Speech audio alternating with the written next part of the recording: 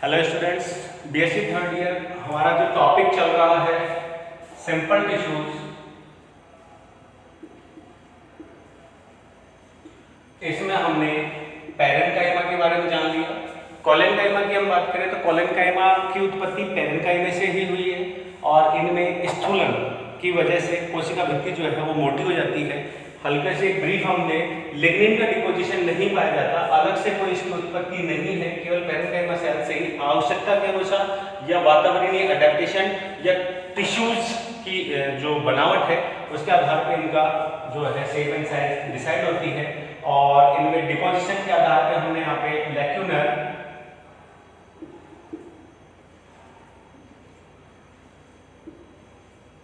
Collenchyma,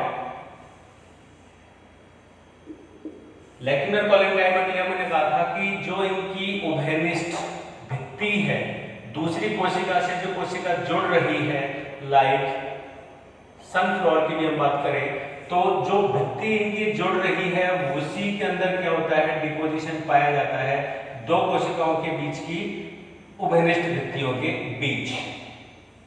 ठीक है, इसे अगर अपन टीएस रूप में देखें तो ये सेल्स हैं और इन सेल्स में जो इनकी उभयनिष्ठ भित्ति है उनमें क्या हो रहा है, डिपोजिशन पाया जाता है। दूसरा हम यहाँ पे ले सकते हैं लैमिनर कोलेनकाइमा। लैमिनर का मतलब अगर अपन कहें तो ये होगा रिक्तिकामय। रिक्तिकामय के लिए हम ले सकते हैं लैक्यूनर। रिक्तिकामय लेमन का अगर अपन बात करें तो इसमें जो कोशिकाएं हैं, जो कोलेनकाइमा सेल्स हैं, वे अपनी रिक्तिका के जो स्थान है रिक्त, ये तो हो गई उनकी उभयनिष्ठ भित्ति, यहाँ पे डिपोजिशन की जगह जो रिक्त स्थान है अंतराकोशिकीय अवकाश में, उनमें क्या हो जाती हैं, इनमें स्थूलन पाया जाता है। इनमें स्थूलन पाया जाता है।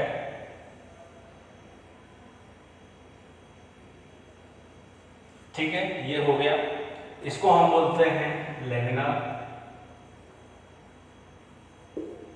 तीसरा पॉइंट जो है वो हम यहां पे ले सकते हैं एंगुलर। एंगुलर के लिए अगर अपन कहें, एंगुलर के लिए हम कह सकते हैं कि जो कोशिकाएं हैं,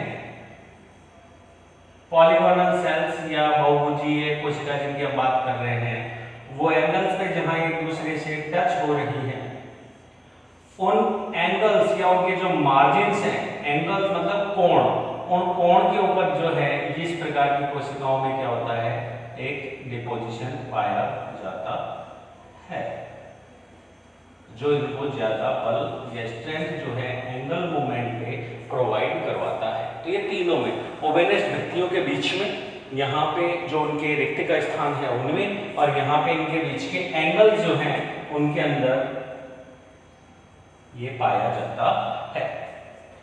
फंक्शंस की अगर अपन बात करें तो कोलेनकाइमा के लिए कह सकते हैं कि ये यांत्रिक बल प्रदान करते हैं। ठीक है, उन टिश्यूज में मिलते हैं जहां इनकी मैकेनिकल स्ट्रेंथ की आवश्यकता होती है। उसके अतिरिक्त अगर अपन कहें तो लीव्स के मार्जिन्स में, हाइपोडर्मल सेल्स में, कुछ फलों की मेसोकार्प जो है फल भित्ति उसके अंदर, उसके अलावा जो ये है कॉर्टिकल सेल्स है, पेरिसाइकल सेल्स है, मेडुलरी सेल्स हैं, इनमें विभिन्न जो एडेप्टेशंस है प्लांट्स हैं उनमें कोलेनकाइमा सेल्स जो है वो मिलती हैं। उसके अलावा कुछ हाइड्रोफाइट्स के तने, जड़ों में, इनमें भी इस प्रकार की सेल्स मिलती हैं जिनमें थोड़ी कठोरता और लचीलेपन दोनों की आवश्यकता होती है। इस प्रकार की कोशिकाएं पाई जाती हैं। अब हम इसमें सिंपल टिश्यूज का थर्ड जो टाइप ऑफ टिश्यूज है या सेल्स है उनकी बात करें तो उन्हें हम बोलते हैं स्क्लेरेनकाइमेटा। थर्ड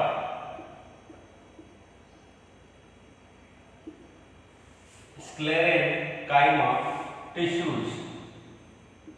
स्क्लेरेनकाइमा टिश्यूज के लिए अगर हम कहें तो इनका नाम जो है वो स्क्लेरोस।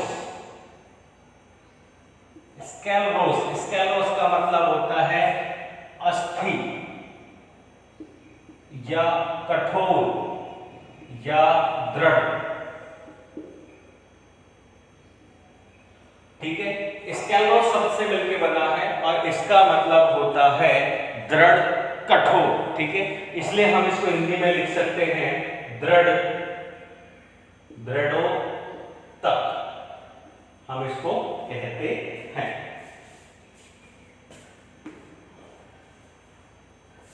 या दृढ़ उत्तक। ठीक है, अगर हम इसकी उत्पत्ति की बात करें तो दृढ़ कोशिकाओं की उत्पत्ति भी कोई विभाजन या उससे नहीं होती है। सामान्यतः विभाजन से केवल पैरेन्काइमा सेल्स बनती हैं, फिर धीरे धीरे डिपोजिशन की वजह से कॉलनकाइमा और अत्यधिक डिपोजिशन की वजह से जो सेल्स बनती हैं वो कॉलन इसमें स्क्लेरेनकाइमा में कन्वर्ट हो जाती हैं। तो हम ये कह सकते हैं कि स्क्लेरेनकाइमा सेल्स बहुत कम ऐसी होंगी जो जीवित हों, वरना स्क्लेरेनकाइमा सेल्स पूर्ण रूप से मृत हो जाती हैं, क्योंकि पैरेन्काइमा में दो सेल्स के बीच में प्लाज्मोडेस्माटा है। कॉलेनकाइमा सेल्स जो है उनकी भित्ति मोटी हुई है लेकिन सतत नहीं हो रही है, कहीं एंगुलर है, ठीक है, कहीं वहां पे लैनिक्यूलर है, इस तरीके से डिपोजिशन होता है। तो दो सेल्स में कहीं ना कहीं आवागमन की जगह होती है, परंतु स्क्लेरेनकाइमा में सतत डिपोजिशन हो जाता है, संपूर्ण भित्ति जो है वो मोटी हो जाती है और उनकी ल्यूमेन जो है बहुत ही क्या हो जाती है, छोटी, संकरी, और कभी कभी तो इतना ज्यादा डिपोजिशन हो जाता है कि उनकी ल्यूमेन ही क्या हो जाती है, नष्ट। और इस ल्यूमेन के छोटा होने की वजह से और बाह्य वातावरण से कोई संपर्क न होने के कारण इनका जो साइटोप्लाज्म है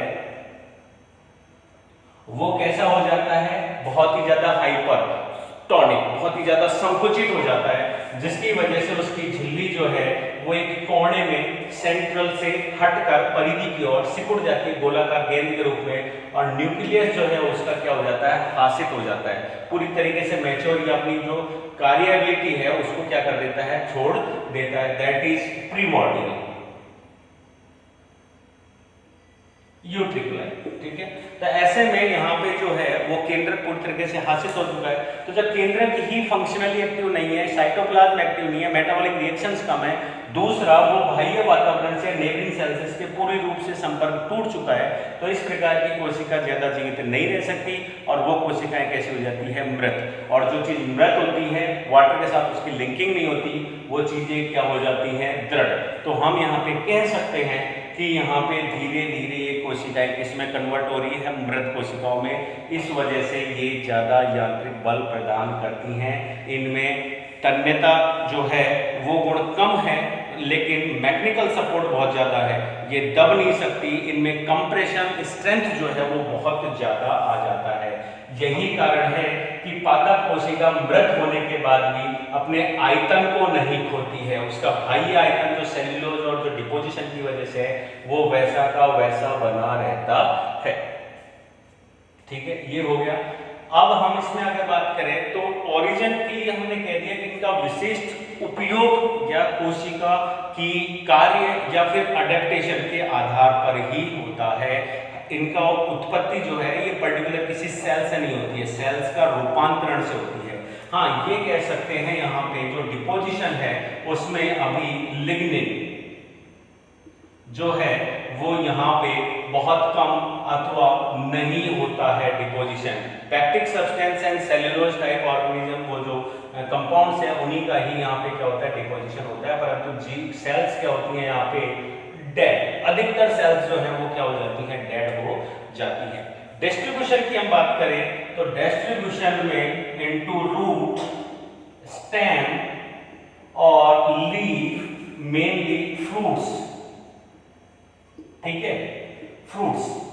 इसके अलावा हम यहाँ पे कह सकते हैं सीड, ठीक है, उसके अलावा पॉलन। इन सारी जगहों पे इनका डिस्ट्रीब्यूशन मिलता है, अलग अलग फैमिलीज, अलग अलग वातावरणीय अडेप्टेशंस और अलग अलग पादप की आकारिकी और उसकी एनाटॉमी के आधार पे या उसकी फिजियोलॉजी के आधार पे। रूट्स या स्टेम्स की अगर हम बात करें तो उनकी पेरिसाइकिल उसके वेस्कुलर बंडल्स, ठीक है। उसके अलावा अगर अपन बात करें तो उसकी जो वो है कॉर्टिकल सेल्स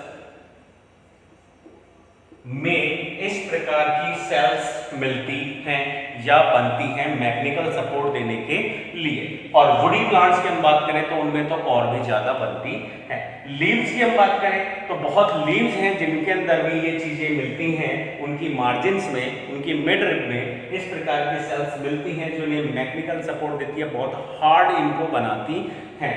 उसके अलावा अगर हम बात करें फ्रूट्स, तो फ्रूट्स, कुछ फ्रूट्स हैं जिनकी आंतरिक मीजोकार्प, जैसे कि क्या बोलते हैं नारियल, जैसे कि हम बात करें तो नाशपाती आदि की बात करें तो उनकी मीजोफिल जो फल वित्ती है उसको उसमें ये इस प्रकार की सेल्स पाई जाती हैं और उसको हार्डनेस प्रदान करती हैं। उसी प्रकार से अनेक सीड्स की हम बात करें तो सीड्स में भी हम कह सकते हैं जैसे लेग्यूमिनेसी के सीड्स, चना है, मक्का है, इनकी जो बाह्य फल मिलती है उसमें इस प्रकार की सेल्स मिलती हैं जो उसको कठोरता प्रदान करती हैं। बहुत सारे पॉलन ग्रेन्स हैं जिनकी बाह्य कोट जो है वो इस प्रकार की अस्टिल कोशिकाओं से मिलकर बना होता है जो उनको ज्यादा लंबे समय तक मैकेनिकल सपोर्ट देता है प्रेशर या दाब से बचाने के लिए। अब हम बात करें इसके टाइप्स की। अस्थिर कोशिकाओं में टाइप्स की अगर अपन बात करें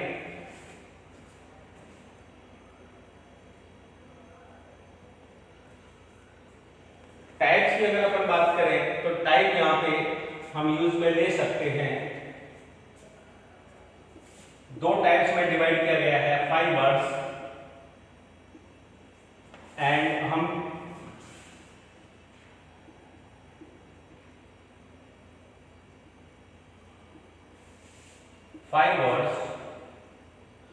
हम यूज में ले सकते हैं। यहां पे सेकेंड टाइप जो है वो स्केलेट्स या स्टोन सेल्स,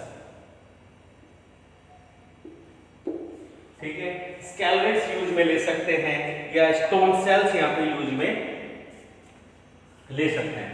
हम यहां पे सबसे पहले बात करेंगे स्क्लेरेंकाइनेटस फाइबर्स। अगर हम फाइबर के बारे में बात कर रहे हैं तो फाइबर के बारे में हम जानते हैं कि इनकी लंबाई जो होती है वो तो होती है बहुत अधिक और इनका जो ल्यूमेन या व्यास जो होता है वो होता है बहुत ही कम,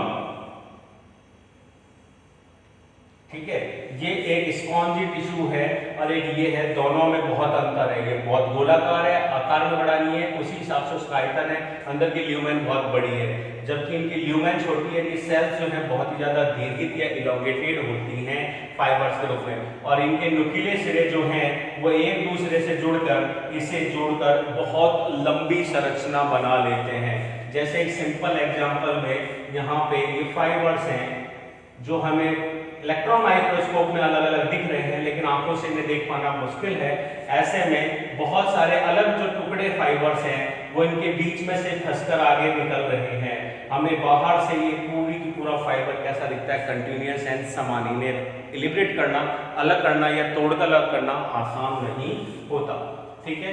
फाइबर्स के लिए अगर अपन कहें तो ये मैकेनिकल सपोर्ट देने के लिए या ऐसे ऑर्गन्स के लिए जिनकी लंबाई बहुत ज्यादा है और उनके अंदर थोड़ा सा लचीलापन प्रदान करना होता है, वहां इस प्रकार के फाइबर जो है वो ज्यादा मिलते हैं।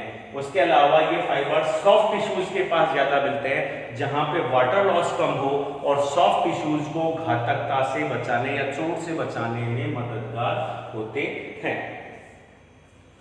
फाइबर्स में अगर अपन कुछ एग्जांपल्स लें जो कि हमारे फंक्शन में भी काम आएंगे, तो जैसे कि कैनाबिनस,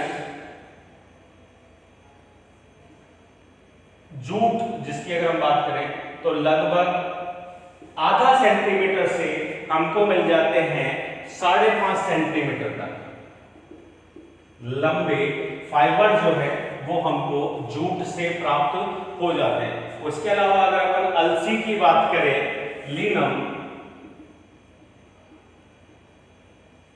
तो इसके अंदर 0.8 सेंटीमीटर से लगभग 7 सेंटीमीटर जो है उसके फाइबर जो है वो हमें प्राप्त होते हैं या देखने को मिलते हैं। और अगर व्यावसायिक दृष्टि से कहें तो सबसे ज्यादा रेनी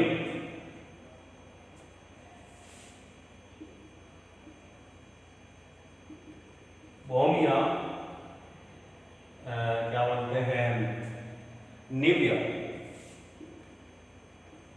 रेमी, ये बहुत ज्यादा लगभग 50 सेंटीमीटर की लेंथ तक पाए जाते हैं। ये इंपॉर्टेंट है न्यूटाइप के लिए भी, ये बहुत इंपॉर्टेंट है न्यूटाइप के लिए भी।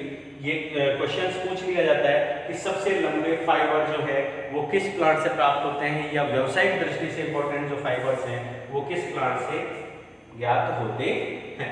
तो फाइबर्स के लिए हम बात करते हैं एग्जांपल्स, अब इसमें हम ले सकते हैं टाइप। फाइबर्स की उत्पत्ति, उनकी आकारिकी और उनके कार्य के आधार पे फाइबर जो है वो लगभग हम 3 प्रकार के आइडेंटिफाई करते हैं। टाइप फर्स्ट की हम बात करें तो हम इन्हें कह सकते हैं जाइलरी फाइबर्स। जाइलरी फाइबर्स की बात कर रहे हैं तो जाइलरी का मतलब हो गया जाइलम या वेस्कुलर बंडल्स में उपस्थित फाइबर्स। और वेस्कुलर बंडल्स में उपस्थित फाइबर्स की अगर अपन बात करें तो ये हमें 2 प्रकार से मिलते हैं। एक इनके अंदर जो कैटेगरी है वो है ट्रैकिड्स, ट्रैकिडियल फाइबर्स या ट्रेकियल फाइबर्स। और दूसरा अगर अपन बात करें तो उनको हम कह सकते हैं libri fibres, libriform fibres and tracheal fibres. ये हमारे पास में 2 टाइप के फाइबर्स है। ट्रेकियल की हम बात करें तो हम इसे वाहिनिका कह सकते हैं। ये बिल्कुल जाइलम की ट्रैकिड्स के समान है, जिनकी लंबाई बहुत ज्यादा है और क्या बोलते हैं उनका जो ल्यूमेन है वो बहुत कम है वरना नहीं है, और इनके तीखे नुकीले अंत या छोर पाए जाते हैं और ये एक दूसरे में समाकलित होते हैं, जिन्हें पहचानना या अलग करना आसान नहीं होता। तो दीज आर ट्रेकियल फाइबर। तो वाहिनी की अगर अपन बात करें वाहिनिका की, तो यहाँ पे अपन एग्जाम्पल कह सकते हैं कि इनमें सिंपल पेट तथा डॉलीपोड, नहीं ओनली सिंपल पेट ही पाए जाते हैं। ये लंबाई में बड़े होते हैं, इनमें ल्यूमेन नहीं होती या बहुत कम होती है, और ये वाहिनिका के समान लंबाई में दिखाई देते हैं। और ये ज्यादातर जो हैं ये कैम्बियम और मेडुलरी रेज के सपोर्टिव होते हैं। लिबरीफॉर्म की हम बात करें तो इसको हम बोल सकते हैं पोषवाह। पोषवाह का मतलब हो गया फ्लोएम, अर्थात ये फ्लोएम के आसपास रहने वाले फाइबर्स हैं जो उसको सपोर्ट प्रदान करते हैं, और इनमें लंबाई कम है, ल्यूमेन पाई जाती है, और इनमें अधिकतर बॉर्डर पिट जो है वो पाया जाता है। बॉर्डर पिट का मतलब हो गया परावेशी गर्त, इसका मतलब हो गया सरल गर्त। ठीक है, सरल गर्त को हम इस रूप में दिखा देते हैं, जबकि परावेशित गर्त को हमको इस डायग्राम के द्वारा दर्शाना होता है। Xylary fibres. सेकंड पॉइंट हम यहां पे ले सकते हैं extra xylary fibres. Extra xylary fibres की अगर हम बात करें तो एक्स्ट्रा जाइलरी फाइबर्स का मतलब हो गया जो वेस्कुलर सिस्टम या जाइलम फ्लोएम के बाहर, जैसे बाहर की बात करें तो मेडुलरी रेज है, कैम्बियम है, पेरिसाइकल है, कॉर्टिकल लेयर्स हैं, हाइपोडर्मिस है, वहां पे ये मिलते हैं, इसलिए हम इन्हें एक्स्ट्रा जाइलरी फ्लोएम फाइबर जो है इन्हें कहते हैं। और एक्स्ट्रा जाइलरी में से जो फ्लोएम के आसपास होते हैं या उनके समान होते हैं, सपोर्टिव होते हैं, उन्हें हम बास्ट फाइबर्स कहते हैं, और इन्हें आसानी से रिमूव भी किया जा सकता है। और ये बास्ट फाइबर जो है वो एक तरीके से व्यावसायिक रूप में बहुत ज्यादा काम में आते हैं या यूजफुल होते हैं। इसके अलावा क्या बोलते हैं कुछ एग्जांपल, जैसे अपन देख कुकुरबिटा, तो कुकुरबिटा के अंदर या एस्ट्रोलोकिया जो है उसके अंदर ये फाइबर जो है वो क्या है,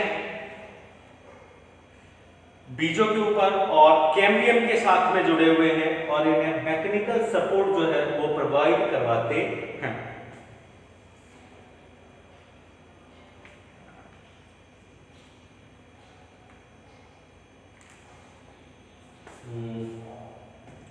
कुकुरबिटा में जैसे मैंने कहा पेनिसाइकल से संबंधित है होते, ठीक है। अब हमारे पास में आता है थर्ड पॉइंट जो इसका था, वो आता है सरफेस फाइबर्स।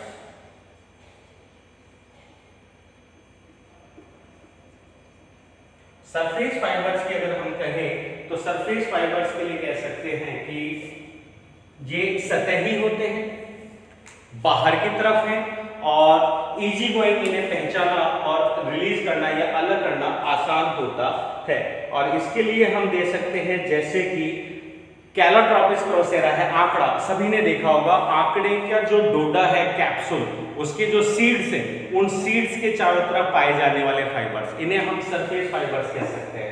एक सूडो फाइबर के नाम पे अगर अपन कहें तो कपास के फाइबर्स प्योरली सेल्यूलोज के बने हुए हैं और वो भी उसकी सीड के चारों तरफ सरफेस को कवर करते हैं, जिससे हम कपास प्राप्त करते हैं। वो भी एक तरीके से सरफेस फाइबर के ही एग्जाम्पल होते हैं।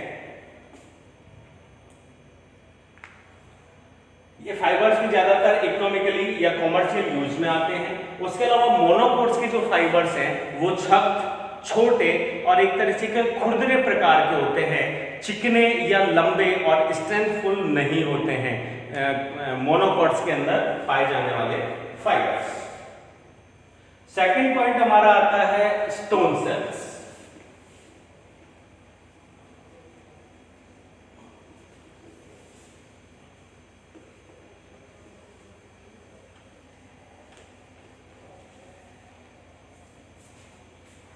सेकेंड पॉइंट जो हमारा आ रहा है वो है स्टोन सेल्स। स्टोन सेल्स की हम बात करें तो इन्हें हम कह सकते हैं अस्थिल कोशिकाएं, कठोर कोशिकाएं या बिल्कुल दृढ़ कोशिकाएं, जो कि पूरी तरीके से मृत हैं और मैकेनिकल सपोर्ट के रूप में जो है वो काम में आती हैं।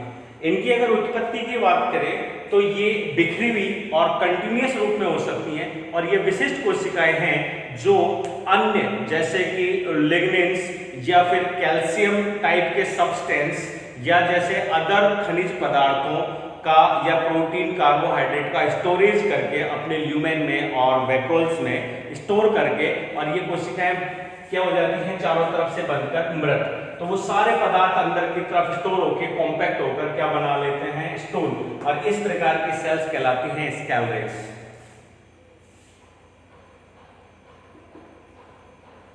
अस्थिल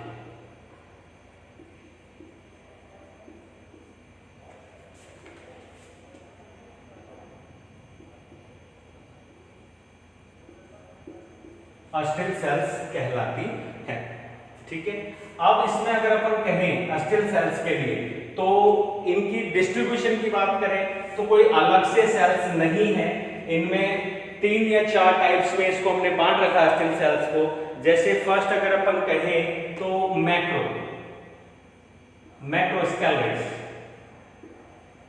ये आकार में बहुत बड़ी है, मैक्रो का मतलब हो गया वृहद, आकार में बड़ी है, और इस प्रकार की सेल्स जो हैं वो सीड कोट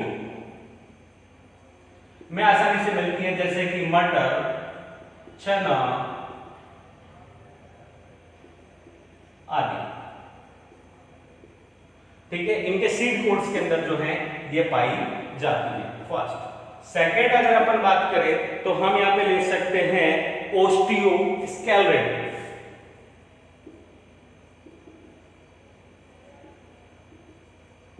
ओस्टियो का मतलब होता है मृत या अस्थि, ओस्टियोस्केलेटन का मतलब अपन कह सकते हैं अस्थि के समान। ये एक विशेष प्रकार की सेल्स हैं जो कि डेवलप हो जाती हैं। एग्जांपल अपन दे सकते हैं हॉकिया,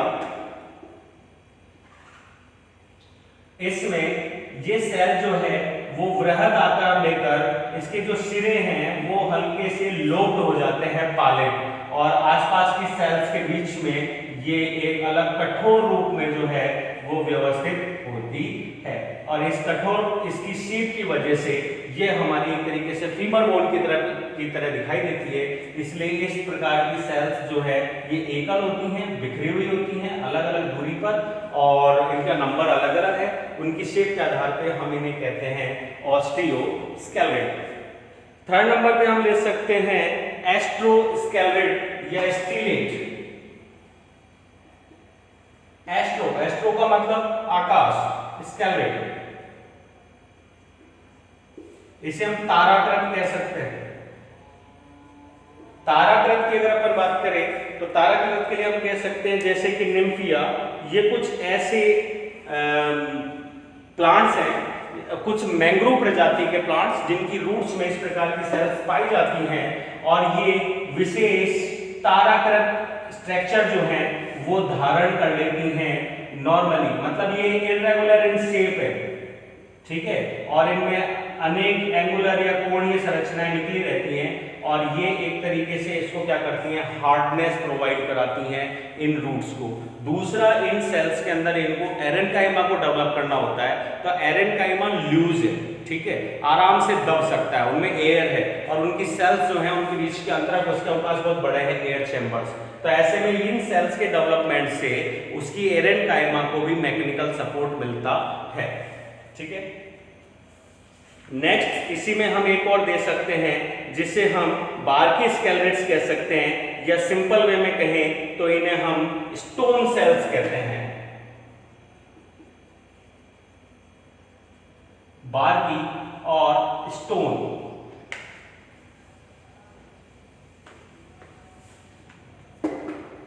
स्टोन सेल्स, सीधे सीधे हम इन्हें स्टोन सेल्स कह सकते हैं। ये विशेष प्रकार से कई जो फल होते हैं नट्स, उनके बार्क, फलों के गूदे, उनकी फलों की मीजोफिल सेल्स, उनके अंदर इस प्रकार की सेल्स पाई जाती है। जैसे मैंने बताया कि इनकी ल्यूमेन के अंदर ये एक्स्ट्रा मटेरियल्स को स्टोर करके और कैसे हो जाती है, मृत हो जाती हैं, और ये हार्डनेस प्रोवाइड कराती हैं। जैसे कि हम अखरोट, नारियल की जो मेजोफिल सेल्स हैं उनमें हम क्या कर सकते हैं, वो देखते हैं कि उनमें जो उसके छिलके हैं वो बहुत ही ज़्यादा हार्ड होते हैं। उसके अलावा जैसे कि नाशपाती, उसकी मेजोफिल सेल्स जो हैं उसके अंदर भी इस प्रकार की सेल्स मिलती हैं जो उसको बार्की या स्टोन प्रोवाइड कराती हैं, ठीक है।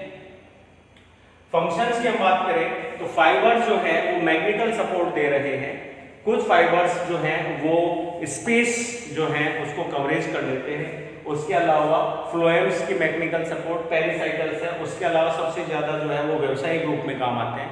ये स्ट्रेंथ जो है उसको बनाए रखते हैं। स्टोन सेल्स जो हैं वो एक तरीके से कंप्रेसिव स्ट्रेंथ के लिए है, स्टोरेज से संबंधित है। बहुत जैसे नारियल का पेड़ है, बहुत हाइट है, तो वो मैकेनिकल सपोर्ट के लिए, प्लस फाइबर जो है नारियल के आउटर सीड कोट के ऊपर जो मिलते हैं वो इनको मैकेनिकल सपोर्ट या जो क्या बोलते हैं स्ट्रेस, जो स्ट्रेंथ है वो प्रोवाइड करवाते हैं।